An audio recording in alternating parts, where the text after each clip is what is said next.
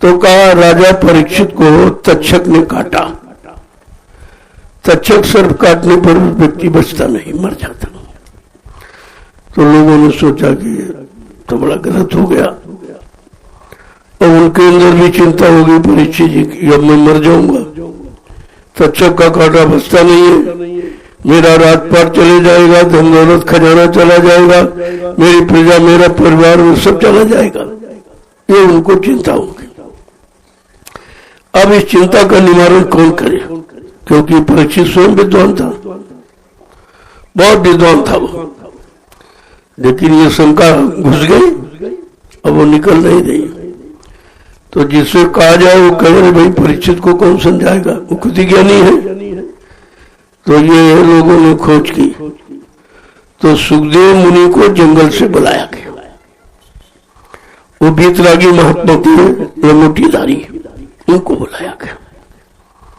और तो कोई राजा परीक्षित की शंका का समाधान नहीं कर सकता है, केवल सुखदेव मुनि, उनको बुलाया गया। उन्होंने एक सप्ताह श्रीमद् भागवत पुराण यानी सत्संग सुनाया था। ये कथाएं तो ये बना के सुनाते हैं, असली सत्संग में इनकी बस का है नहीं, क्योंकि इन्होंने कुछ किया नहीं है। ये तो किताबें पढ़ ली, आपको सुनाने लगे, किया कुछ नहीं। वो सत्संग इन्होंने सुनाया सुखदेव मुनि ने, तो राजा को वैराग हो गया कि तुम्हारे जितने आगे आए राजा सबको जाना पड़ा। ये मृत्यु लोग है, यहाँ एक न एक दिन मृत्यु के हवाले हमें आप सबको होना पड़ेगा, मृत्यु से तो कोई बच नहीं सकता।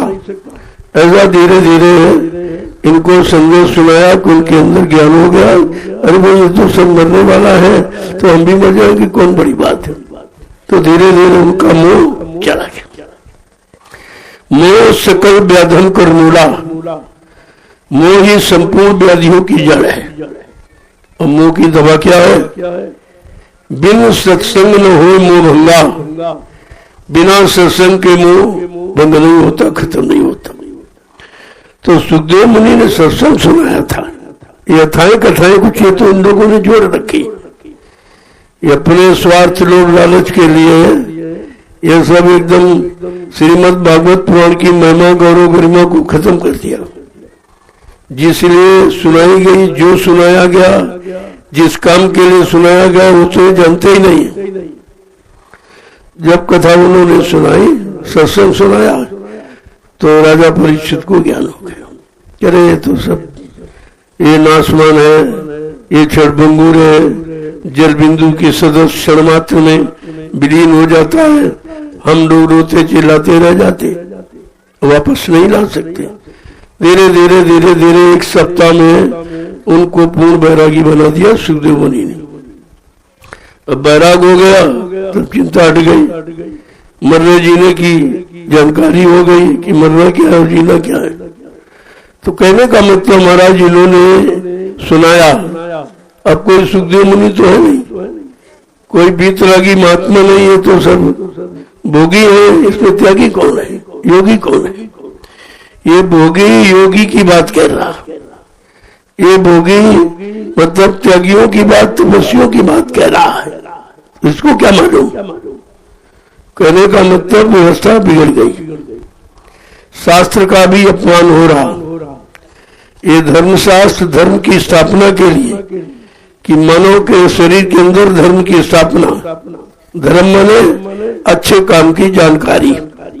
धर्म कोई मतलब अत्थर पत्थर, कोई कागज कैलेंडर, कोई आनी पानी को धर्म नहीं कहते, क्योंकि धर्म तो धारण किया जाता। धर्म धारे थी, जो धर्म को धारण करे, अपने अंदर उतारे, अपने मन बुद्धि चित्त को पाक साफ निर्मल पवित्र करे, वो धार्मिक है। अब ऐसे तो कोई कर रहा ना कोई धार्मिक है।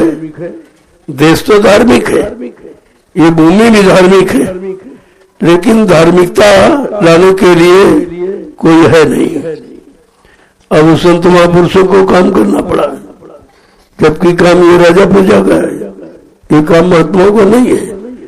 लेकिन जब कोई कर ही नहीं रहा और व्यवस्था महात्माओं की है, भूमि संत महात्माओं की है, योगियों की, तपस्वियों की है, ये कोई चोर लिटोरों की भूमि थोड़ी है।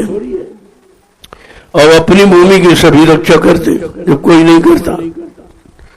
तो ये हमारी सबकी जन्मभूमि है। जन्मभूमि की रक्षा करना, जन्मभूमि को पाक साफ पवित्र रखना, ये हमारा सबका कर्तव्य है। इस कर्तव्य को निभाना चाहिए। आज ये सब भूमि को गंदा कर रहे हैं। वैसे कहते हैं माता धरती माता है, तो माता पर ये अत्याचार, इसकी ये बात समझ में नहीं आ रही। कितना अत्याचार हो रहा इस भारत माता पर, और फिर विजय बोली जा रही। ये देखो पहले इन बेशर्मों को कि उसकी गौरव गरिमा खत्म कर रहे हैं, मर्यादा खत्म कर रहे हैं। ये धरती खून से लथपथ हो रही है। ये मतलब इस पर इतने बुरे कर्म, इतना व्यभिचार, हत्या, ये सब हो रहा है, और कहते भारत माता की जय हो। ये जय है। इनको होश नहीं है कि जय कहने का मतलब क्या है। कौन सा तुमने सच्चा और अच्छा